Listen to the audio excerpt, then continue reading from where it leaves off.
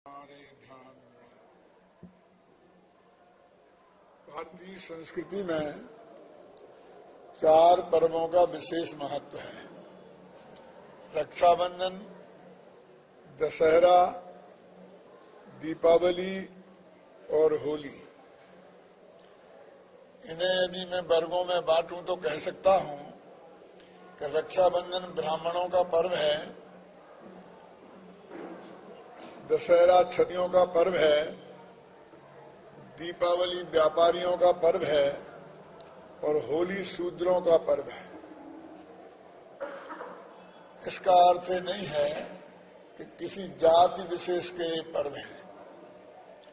ब्राह्मण का मतलब यह है ब्रह्मम जानातीति ब्राह्मण, जो शुद्ध आत्मा की पहचान करें वे ब्राह्मण हैं। इस हिसाब से जो भी आत्मा की आराधना करने वाले संत हैं, विद्वान जन हैं, ज्ञानी जन हैं, वो सब ब्राह्मण हैं। ब्राह्मणों का पर्व है का मतलब क्या है कि चौमासे में और धंधे पानी बंद हो जाते हैं तो धर्म का धंधा ज्यादा शुरू हो जाता है। लोग फुर्सत में हो जाते हैं तो संतों के, विद्वानों के व्याख्यान सुनने के लिए उन्हें अधिक अवसर मिलता है। ये धर्ममय वातावरण हो जाता है चौमासे का। क्योंकि रक्षाबंधन उस समय आता है, इसलिए मैं ये कहता हूं कि संतों का, ब्राह्मणों का, विद्वानों का, ज्ञानी जनों का पर्व है। बरसात समाप्त हो जाती है, आवागमन के रास्ते खुलने की तैयारी में हो जाते हैं। तो क्षत्रियों की लड़ाइयां अभी तक बंद थी, हथियार जंग खा रहे थे। दशहरे के दिन वे उनकी सफाई करते हैं और फिर तैयारी करते हैं। इसलिए दशहरा क्षत्रियों का पर्व है और सारा व्यापार दीपावली से आरंभ होता है। इसलिए दीपावली को वैश्यों का पर्व माना जाता है। और जब बसंत ऋतु आती है, व्यापारी सारा व्यापार करके लौट के आ जाते हैं कमा धमा कर। क्षत्रिय भी युद्ध जीत कर वापस आ जाते हैं। वहां खेतों में अनाज आ जाता है और बढ़िया मौसम होता है तो सभी पर शूद्रता हावी हो जाती है और चारों ही वर्ण के लोग शूद्र हो जाते हैं। कहते हैं ना कि होली के दिनों में समझे ना, बुढ़ापे में भी जवानी चढ़ जाती है, हर आदमी रंगीन हो जाता है। जहां कीचड़ उछलने लगे न केवल हाथों से बल्कि वाणी से भी, तो समझ लेना ये शूद्रों का पर्व आ गया। इन 4 पर्वों में 2 पर्व जैन समाज ने अपनाए, एक रक्षाबंधन और एक दीपावली। 2 पर्वों को नहीं अपनाया। अहिंसक जैन धर्म हिंसा की, हत्यारों की जिसमें पूजन हो और किसी को मारना ही जिसका उद्देश्य हो। लाखों लोग मिलकर एक बार मरे हुए रावण को लाखों बार मार चुके हैं और गांव-गांव में हर साल मारते ही रहे, कब तक? ऐसे हिंसक पर्व को जैनी नहीं अपना सकते थे। और ये द्वेष का द्योतक था और होली राग का द्योतक है। राग देश के द्योतक दोनों पर्वों को जैनियों ने छोड़ दिया और रक्षाबंधन और दीपावली दोनों धर्म के पर्व थे। और जैन समाज आज अधिकांश वैश्य समाज है, व्यापारी समाज है। इसलिए भी ये 2 पर्व जैनियों ने अपना लिए। ये पर्व कोई कभी शुरू हुए होंगे इसकी कल्पना नहीं की जा सकती है। फिर भी संयोग वशात कुछ ऐसी घटनाएं घट गई कि प्रत्येक धर्म वालों ने अपनी उन घटनाओं के साथ इन पर्वों को जोड़ दिया। आज तो अपन को दीपावली की चर्चा करनी है। दीपावली, दशहरे को रावण को मारकर राम लक्ष्मण 20 दिन में लौटकर श्रीलंका आए थे। लंका से अयोध्या आए थे और वहां जो खुशियां मनाई गई थी, इसलिए उन्होंने उससे जोड़ दिया विजयादशमी और उसके बाद में दीपावली। जैनियों के भगवान महावीर का निर्माण हुआ था, दयानंद सरस्वती का आर्य समाजों का उसी दिन निर्माण हुआ था, उनका भी देह विलय उसी दिन हुआ था। और भी लोगों ने अपने अपने धर्म के हिसाब से इनके साथ चीजों को जोड़ लिया। अभी अपन को तो जैन धर्म के संदर्भ में बात करनी है, दीपावली की। ये दीपावली पर्व हम उत्साह से नहीं मनाते हो, ऐसी कोई शिकायत हमें नहीं है। उत्साह से नहीं, बल्कि हम अति उत्साह से मनाते हैं। पटाखे फोड़ते हैं, लड्डू खाते हैं, दूसरे को मुबारकबाद देते हैं। लेकिन मेरी समझ में ये नहीं आता है कि किस खुशी में लड्डू खाए जा रहे हैं, किस बात की मुबारकबाद दी जा रही है, किस खुशी में पटाखे छोड़े जा रहे हैं। जब हम ये मानते हैं कि भगवान महावीर का आज निर्वाण हुआ था, माने वो हमें छोड़ के गए थे, ये संयोग का पर्व नहीं है, ये वियोग का पर्व है, ये ईद नहीं है, ये मुहर्रम है। ईद और मुहर्रम का अंतर तो मुसलमान भी जानते हैं ना, लेकिन हम जैनी भूल गए। किस बात की मुबारक दे रहे हैं आज हमें कि कल तक भगवान महावीर थे, उनका रोजाना व्याख्यान होता था, 7-7 घंटे और 12-12 मिनट दिन भर हमें व्याख्यान सुनना पड़ता था। अब आज गए और हमें छुट्टी मिल गई। क्यों? कल से आराम में रहेंगे। किस बात की खुशी है, किस बात की मुबारक है, किस बात के लड्डू बांटे जा रहे हैं? क्यों? ये आज हमारे भगवान महावीर के वियोग का दिन है, संयोग का दिन नहीं। इस बात को समझने के लिए कल्पना करें कि हमारे परम पूज्य पिताजी का जिस दिन स्वर्गवास हो जाए तो उस दिन हमारी मनस्थिति कैसी होनी चाहिए? क्यों? लड्डू बांटेंगे, खुशियां मनाएंगे, पटाखे छोड़ेंगे, एक दूसरे को मुबारक देंगे कि आज मुझे वो राज तिलक होने वाला है, तिजोरी की चाबी मेरे हाथ में आ जाएगी। मन में भी ऐसा हो तो भी बाहर से ऐसा नहीं किया जाता है।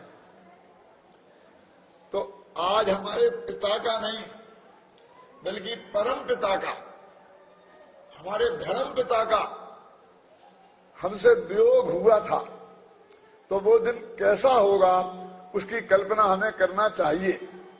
इस बात को समझने के लिए आपको मेरे साथ चलना पड़ेगा, कहीं नहीं, घबराना नहीं। आज से 2500 वर्ष पहले पावापुरी में आपको अपने मन को ले जाना पड़ेगा। और आप कल्पना कीजिए 2 मिनट के लिए कि आप जयपुरवासी नहीं हैं, अभी जयपुर में नहीं हैं, पावापुरी में हैं। 2500 वर्ष पहले का समय है। आप उन लोगों में से हैं जिनने पिछले 30 वर्ष से लगातार भगवान महावीर की दिव्य ध्वनि रोजाना सुनी थी, 7 घंटा और 12 मिनट। आप जानते हैं, ऐसा एक आध नाम याद है पुरुषोत्तम बाबू आपको? एक आध नाम ऐसा मालूम है कि जिसने आदि से लेके अंत तक 30 वर्ष तक लगातार रोजाना 7 घंटे और 12 मिनट भगवान महावीर की दिव्य ध्वनि में आदि से अंत तक उपस्थिति दर्ज कराई हो? एक आध नाम मालूम है? गौतम स्वामी, गणधर गौतम स्वामी पहले दिन से उनके व्याख्यान में मौजूद थे और अंतिम व्याख्यान तक उनके मौजूद रहे, है ना? हजारों लोग रहे होंगे, एक का नाम हमें मालूम है। फर्स्ट डे से थोड़ी आगे थे सैनिक। तो बात ये चल रही है कि हम भी उनमें से एक हैं। सैनिक को जाने दो। हमने भी लगातार 30 वर्ष तक रोजाना उनकी 7 घंटे और 12 मिनट तक वाणी सुनी थी। धन्य थी वह तेरस जिस दिन हमने उनका अंतिम प्रवचन सुना था। जिसे इस व्यापारियों ने धनतेरस बना दिया।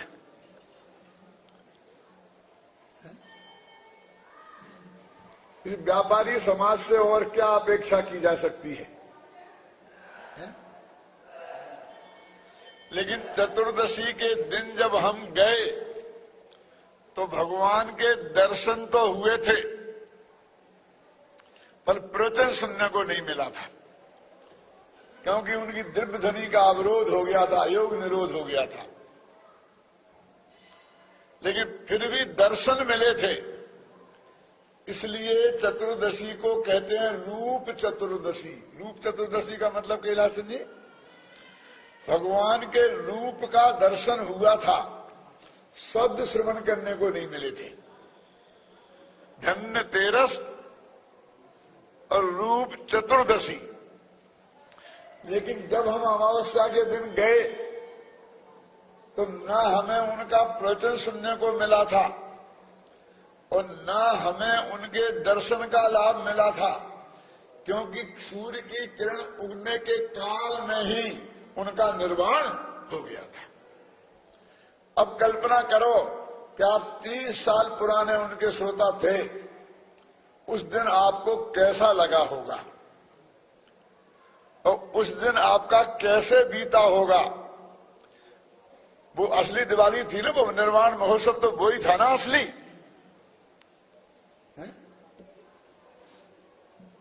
तो यदि आज हम उस निर्वाण महोत्सव को मना रहे हैं तो हमारी मानसिक स्थिति लगभग वैसी होनी चाहिए ना।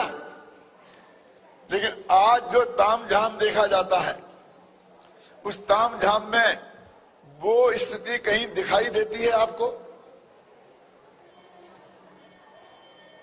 इसलिए हमें एक बार गंभीरता से इस बात पर विचार करना चाहिए कि दीपावली हमारा महान पर्व है, लेकिन भगवान महावीर के संयोग का नहीं, वियोग का पर्व है।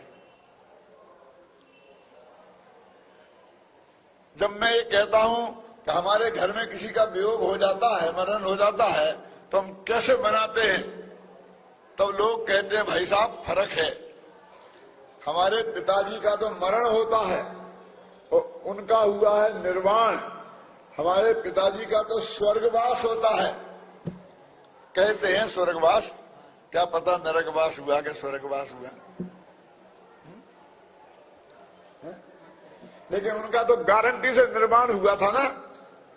निर्वाण माने जिस जन्म के बाद द्वारा माँ के पेट में न जाना पड़े, जिस मरण के बाद, उस मरण को निर्वाण कहते हैं। उस देह के विलय को निर्वाण कहते हैं। और द्वारा किसी जगह जन्म लेवे तो उसे मरण बोलते हैं। इसलिए ये हमारे लिए खुशी का पर्व है। खुशी का पर्व है क्यों? क्योंकि आज भगवान महावीर को वो चीज उपलब्ध हो गई थी जिसके लिए वे 9 भव से प्रयत्न कर रहे थे। और पीछे जाए तो मारीच की पर्याय से इस कोशिश में लगे थे। क्यों? वो चीज आज उन्हें उपलब्ध हो गई। इससे ज्यादा और खुशी का दिन क्या हो सकता है? लेकिन फिर भी उस खुशी में एक गंभीरता तो होनी ही चाहिए। ये हमारी बेटी की विदाई का दिन जैसा दिन है। क्यों? जब हम बेटी को योग वर के साथ शादी करके विदा करते हैं तो हमारा वो दिन कितनी खुशी का दिन होता है, जिसके लिए हमने वर्षों से प्रयत्न किया था, जिस दिन की हमने अपेक्षा बहुत दिनों से की थी। आज वो दिन हमारे आया है, फिर भी हम उस वक्त आंख में आंसुआं टपकते हैं, हम उस वक्त नाचने नहीं लगते हैं। क्यों? खुशी भी है और रोते भी है।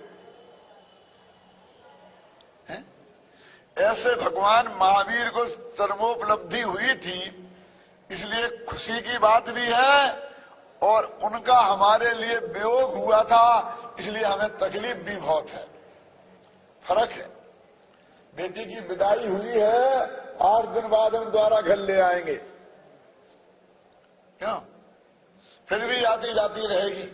और जयपुर की जयपुर में होगी तो रोजाना भाग जाएगी। क्या है? लेकिन भगवान महावीर तो एक बार गए सो गए, अब अनंत काल तक इस संसार में लौट के आने वाले नहीं हैं। ये अनंत काल तक का वियोग है, उसकी कल्पना आप कर सकते हैं। क्या हमारी दिवाली कैसी मनाई जानी चाहिए? पटाखे फोड़कर हम क्या करना चाहते हैं? क्या होता है ऐसा पटाखे? खुशी। भगवान महावीर के निर्माण के साथ आपका निर्माण तो नहीं होता है, और अनंत जीवों का निर्माण अवश्य हो जाता है उन पटाखों की मार से। हजारों लोगों को दमा हो जाता है, अस्थमा हो जाता है, कितने जीवों की हिंसा होती है, इसकी कल्पना आप है? नाम उसका बम विस्फोट होता है तो क्या होता है? ना सही नकली, असली नकली तो सही। आपका आदमी नहीं मरते होंगे। अभी अस्पतालों से अभी खबर आती है कि इतने लोग तो अस्पताल में भर्ती हो गए, आदमी भी घायल तो होते ही है ना। कितने जीव जंतु मरते हैं, कल्पना तो करो। किस बात की खुशी मना रहे हो तुम? काय के पटाखे छोड़ रहे हो? मेरे कहने का मतलब ये है कि हमारा ये पर्व यदि भगवान महावीर के वियोग का दिन है तो हमें उस पर्व को कैसे मनाना चाहिए, इस बात पर हमें एक दफे गंभीरता से विचार अवश्य करना चाहिए। जब मैं ये बात कहता हूं तो लोग कहते हैं क्या करें? आप बताइए ना, रोने बैठ जाएं दिवाली के दिन? आप चाहते क्या है? नहीं भाई, हम रोने की बात कहां कह रहे हैं कि रोने बैठ जाइए। तो जिस दिन भगवान महावीर का यदि एक शिष्य का नाम लिया जाए, हम सारे शिष्यों में से एक शिष्य का नाम लेना इन 2500 वर्ष में, तो किसका लिया जा सकता है? बोलो भाई। गौतम स्वामी के ही लेंगे ना? नंबर 1 पे किनका आएगा? गौतम स्वामी का आएगा ना। तो गौतम स्वामी ने जैसी दिवाली मनाई वैसी दिवाली हमें मनाना चाहिए। कैसी मनाई थी गौतम स्वामी ने? एक खतरनाक बात कहता हूं। हमारे ही कुछ भाई कहते हैं कि भगवान महावीर को एक चिंता हुई कि मेरा मोक्ष होने वाला है, तो गौतम देखकर बर्दाश्त नहीं कर पाएगा, मेरा सबसे ज्यादा प्यारा शिष्य है, तो ये मेरा वियोग बर्दाश्त नहीं कर पाएगा कि हाथ फैलना हो जाए इसका। तो उन्होंने वहां से उनको दूर भेज दिया था। वे उस वक्त पावापुरी में नहीं थे, गौतम स्वामी गुणाबा में थे, क्योंकि शाम को उन्हें केवल ज्ञान हुआ वो गुणाबा में हुआ था, पावापुरी में नहीं हुआ था। और उसका वो तर्क देते हैं कि महावीर ने उन्हें भेज दिया था। मेरा कहना यह है, जरा गंभीरता से विचार करो कि जब भगवान महावीर का नंबर 1 का शिष्य, जिसने शाम को ही केवल ज्ञान की प्राप्ति कर ली, क्या महावीर के केवल ज्ञान में ये बात नहीं आई थी कि इसे शाम को केवल ज्ञान होने वाला है? सुशील जी, कि इसका हाथ ना फैल हो जाए, घबरा ना जाए, दुखी ना हो जाए। जिसने 30 वर्ष तक इतना व्याख्यान सुना, एक दिन भी नहीं छोड़ा, वो भी यदि इतना दुखी हो जाएगा किसी के वियोग में, तो बाकी की क्या हालत होगी? अरे भाई, वियोग तो बहुतों को होता है। आखिर पत्नियां विधवा हो जाती हैं तो जिंदा रहती हैं कि नहीं? पति विधुर हो जाते हैं तो जिंदा रहते हैं कि नहीं? बच्चे बिना बाप के हो जाते हैं तो जिंदा रहते हैं कि नहीं? क्यों? और माँ बाप के सामने जवान बेटे चले जाते हैं तो वे जिंदा रहते हैं कि नहीं? कैलाश जी कहते हैं ना। तो गौतम स्वामी से महान हो गए थे कि उनने तो वियोग बर्दाश्त कर लिया, और गौतम स्वामी बर्दाश्त नहीं कर पाते। न केवल गौतम स्वामी का अपमान है, उनके वैराग्य का अपमान है, बल्कि भगवान महावीर के केवल ज्ञान का अपमान है। उन्हें तो मालूम था इसे केवल ज्ञान होने वाला है। क्यों? इसलिए ये बात गले उतरती नहीं है, हमारी मेरे गले नहीं उतरती है। तब लोग पूछते हैं तो ठीक है, फिर वे क्यों नहीं थे वहां? सारी दुनिया तो दौड़ के आ जाती है। जब अपने किसी के वियोग का काल आता है, पता चलता है, डॉक्टर जवाब दे देते हैं, तो सारे रिश्तेदार इष्ट मित्र इकट्ठे हो जाते हैं कि नहीं हो जाते हैं? यदि वे बाहर होते तो उन्हें वहां आना चाहिए था, और वे वहां थे। कल तक धनतेरस को प्रवचन सुन रहे थे, और आप चले गए बाहर, ऐसा क्यों हुआ? फिर आप बताइए। अरे भाई, उसमें क्या बताना है? जब तक प्रवचन हो रहे थे तो सुन रहे थे, अब प्रवचन बंद हो गए तो वे चले गए। कहां चले गए? गुणाबा, अरे वे तो अपने आत्मा में चले गए। यदि आत्मा में नहीं गए होते तो केवल ज्ञान कैसे होगा? बोलो। तुम्हें गुणावा दिखता है? और गुणावा कितनी दूर है पावापुरी से? कभी गए हो? यात्रा करी है? 10-20 मील। 10 मील क्या होते हैं? भगवान का समोषण कितना लंबा चौड़ा होता है मालूम आपको? 12 योजन लंबा, 9 योजन चौड़ा, ऐसे बहुत लंबा चौड़ा होता है। माने वो 20 मील से बहुत ज्यादा लंबा चौड़ा होता है। तो वे समोषण में ही तो थे उसी एरिया में तो थे, गए कहां थे? वे प्रवचन नहीं सुन रहे थे, क्या प्रवचन बंद हो गया था। तो उन्होंने प्रवचनों में कहा था अपने आत्मा में समा जाओ, स्वयं में जमो, स्वयं में रमो, स्वयं में ही समा जाओ, तुम्हारा कल्याण इससे ही होगा। तो उन्होंने वही किया। इसलिए इसमें कौन सी बड़ी बात है कि वे वहां क्यों पहुंच गए?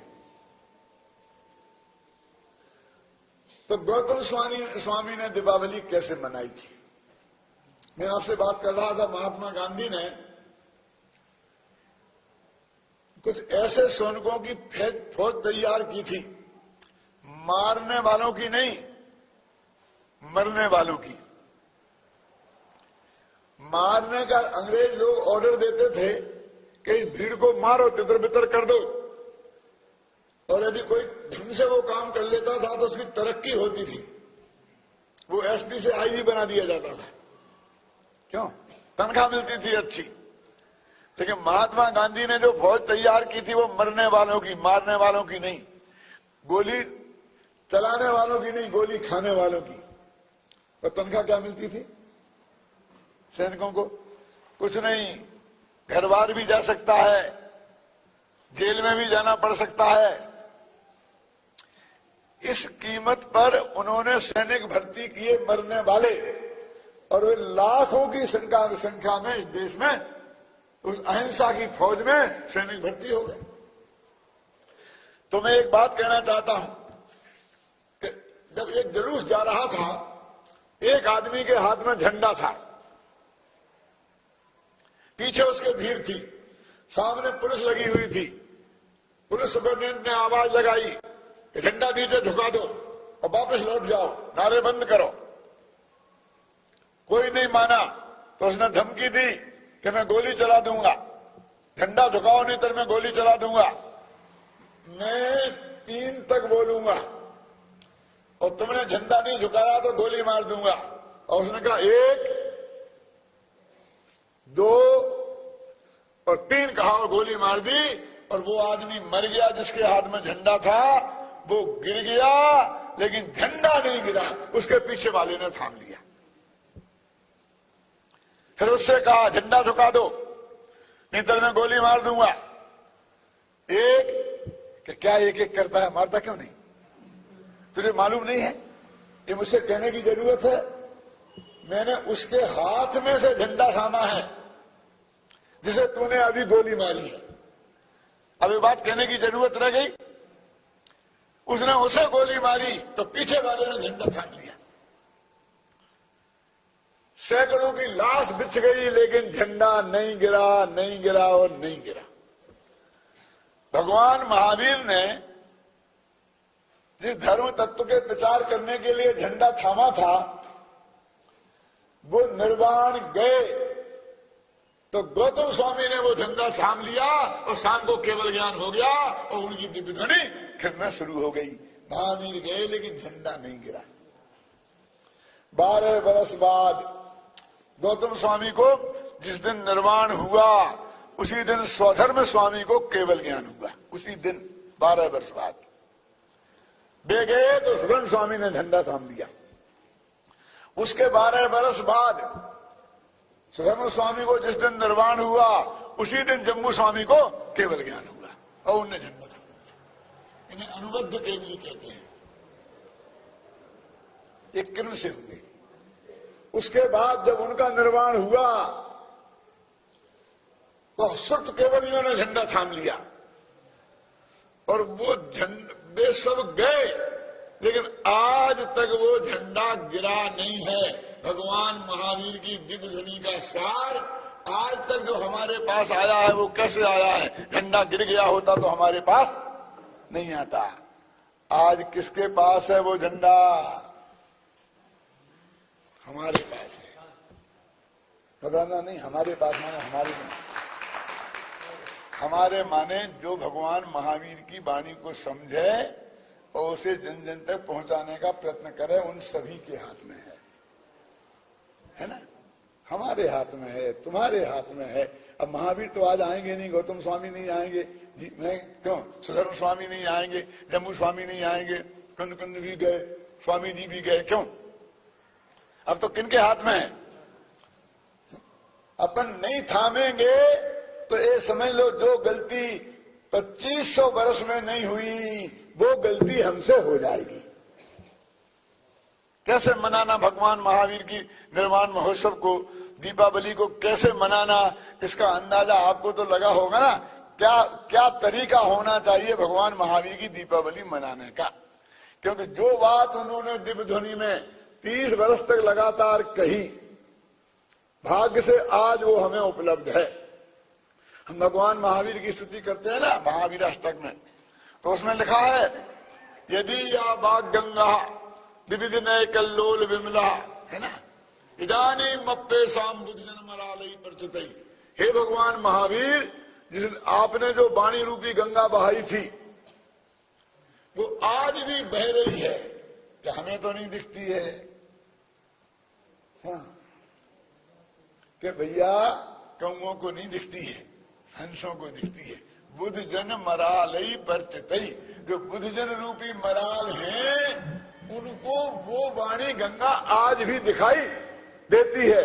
वो भले क्षीण धारा हो गई हो, लेकिन धारा बंद नहीं हुई है। वो भगवान महावीर की दिव्य ध्वनि का सार आज भी बराबर आचार्य परंपरा से हमारे पास तक हमें प्राप्त है। और गंभीरता से विचार करने की बात यह है कि यदि हमने अपनी आगामी पीढ़ी तक ये नहीं पहुंचाया तो हम वो अपराध करेंगे जो हमारी पुरानी 125 पीढ़ियों ने नहीं किया। क्योंकि हमारी एक भी पीढ़ी ने वो गलती कर दी होती तो आज ये दिनवाणी हमारे पास नहीं होती। एक बात मैं आपसे पूछता हूं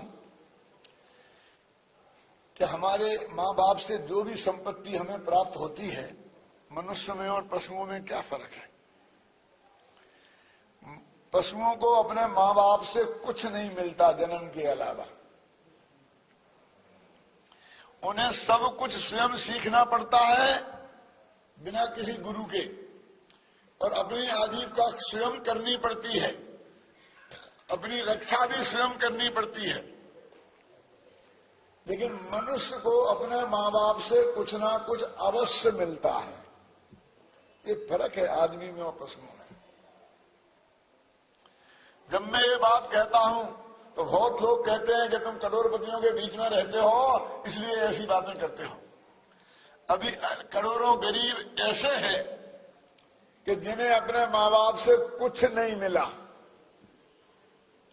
मैं कहता हूं मैं ये बात नहीं मानता, मनुष्य गति में ऐसा हो ही नहीं सकता है। अरे उन्हें कुछ संपत्ति नहीं मिली होगी तो कर्जा मिला होगा, लेकिन मिला अवश्य होगा। समझे? माँ बाप से मिलता अवश्य है, और हमें अपने माँ बाप से जो कुछ भी प्राप्त होता है उसे हम अपनी संतान को 100 गुना 10 गुना करके दे जाना चाहते कि नहीं दे जाना चाहते? बोलो, दे जा पाए कि नहीं दे जा पाए वो अलग बात है। लेकिन हरेक की भावना तो रहती थी कि मैं सारी जिंदगी किराए के मकान में रहा, लेकिन बेटों को तो 2 कमरे का मकान दे जाऊंगा मरूंगा तो उसके पहले। बेटी की भावना के नहीं, दे पाए कि नहीं दे पाए वो अलग बात है। तो मैं आपसे कहता हूं कि जो रुपये पैसे मकान जायदाद ये आपको माँ बाप से मिली वो आपकी संपत्ति थी, और उन्हीं माँ बाप से ये नमोकार महामंत्र मिला, ये 24 तीर्थंकरों के नाम मिले, ऐसा खान पान मिला कि कोई शराबी बगल में बैठा हो तो उसकी गंध से हमें वोमिटिंग हो जाए, कहीं मांस का टुकड़ा हमें दिखाई दे जाए तो उस दिन हमसे खाना नहीं खावे। ऐसे जो संस्कार हमें मिले माँ बाप से, वो हमारी संपत्ति नहीं है कि विपत्ति है? अगले रुपये पैसा मिला कि ये भी मिला? बोलिए, आपको ये जैन कुल के संस्कार मिले, स्वयं पवित्र, अहिंसक, शुद्ध, सत्व, सात्विक, ये भी संपत्ति है। यदि ये संपत्ति है तो इसे 10 गुनी करके दे जाने की भावना आपकी क्यों नहीं होती है? होनी चाहिए ना।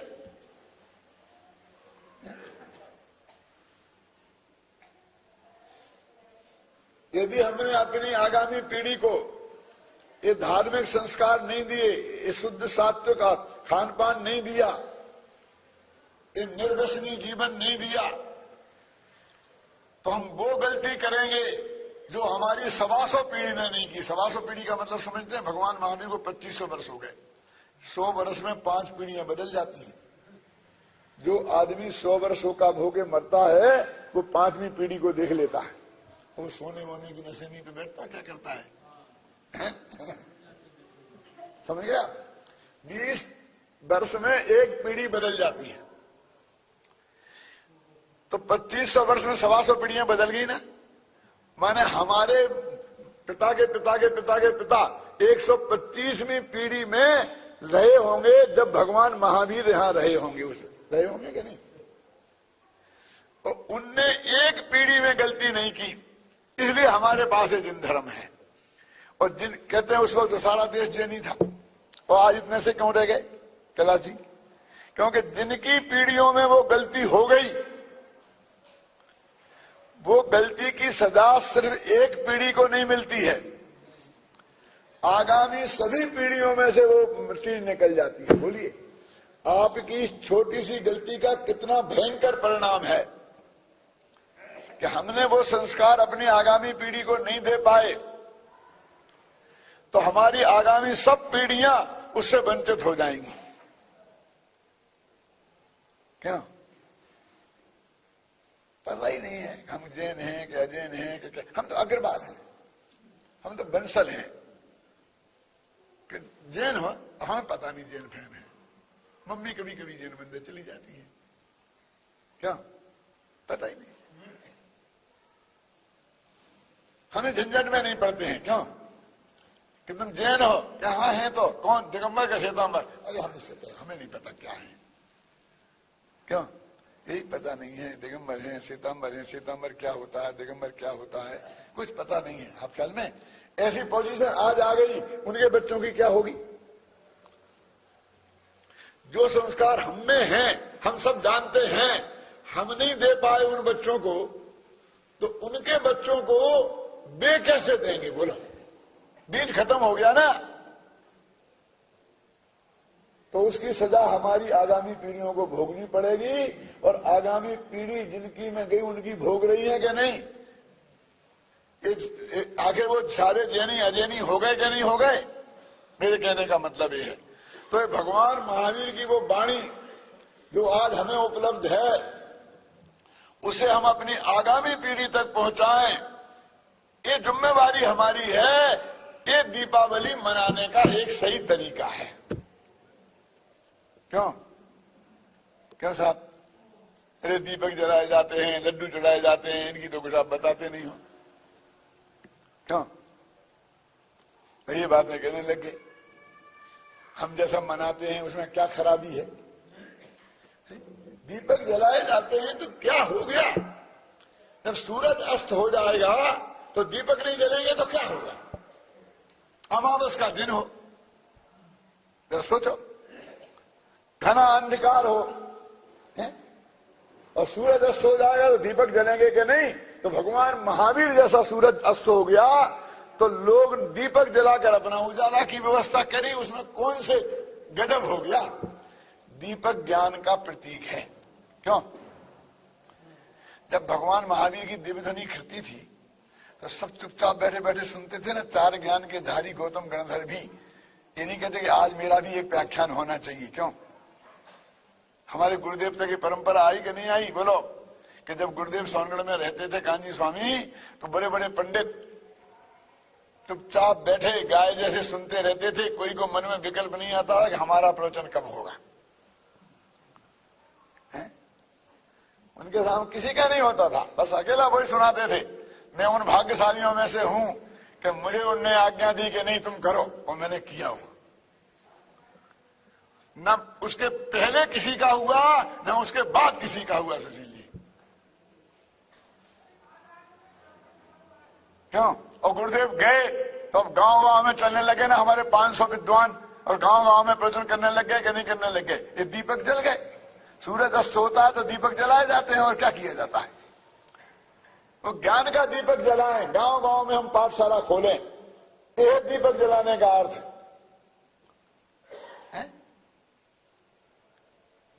ये दीपक से क्या लेना देना है? ये जड़ दीपक है।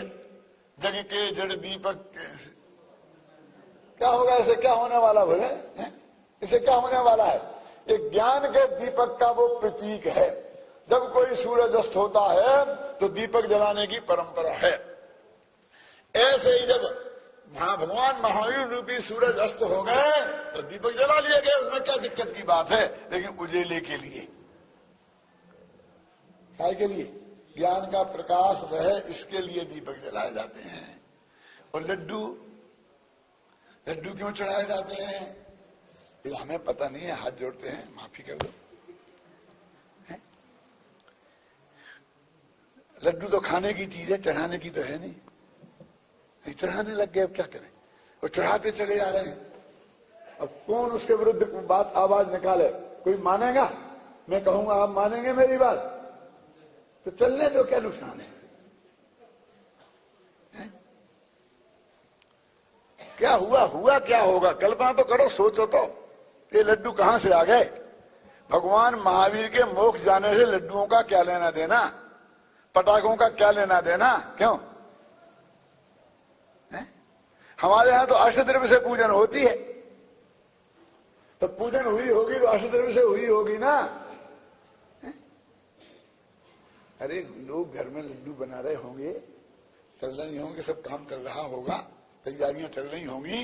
इतने में खबर आई कि भगवान महावीर का निर्माण हो गया, तो लोग भागे। हाथ में जिनके लड्डू थे, हाथ में लड्डू रखने की फुर्सत कैसे, मतलब कपड़ा बदलने की फुर्सत कैसे? हमारे गृह मंत्री ने कपड़ा बदले। और वहां पर क्या हुआ था? बम विस्फोट हुआ और पत्रकार गए तो उन्होंने कहा कपड़े बदल रहे हैं, तो कितना हल्ला गुल्ला हुआ। किसे फुर्सत थी? महावीर चले गए तो ऐसे ही लोग लेके चले आए होंगे और चढ़ा क्या दिए, वहां खड़े हुए। अब कब तक लिए रहेंगे? रख दिए, और क्या हुआ?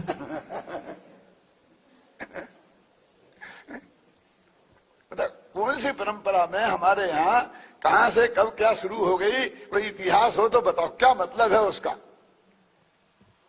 लेकिन भाई साहब, जो रीति चल पड़ती है, मैं कुरीति तो नहीं कहना चाहता, जो रीति चल पड़ती है उससे लड़ना बड़े बड़े लोगों का भी काम नहीं है। क्योंकि वो तत्व ज्ञान एक तरफ रखा रह जाएगा और वो झगड़ा नया खड़ा हो जाएगा। चलने दो, लड्डू चढ़ने दो, कोई दिक्कत नहीं है। क्या? लेकिन तत्व ज्ञान की बात भी साथ में चलने दो। और फिर एक बात ऐसा है, देखो लड्डू माने बर्फी क्यों नहीं, चकती क्यों नहीं? क्यों? क्योंकि लड्डू गोल होता है। और गोल का मतलब समझते हैं? जिसका ना आदि हो ना जिसका अंत हो। क्या? जिसकी ना आदि हो और ना जिसका अंत हो। लड्डू ऐसा होता है, अनंत होता है। चक्कर ऐसा उंगली फेंट जाओ तो चक्कर कभी खत्म होगा?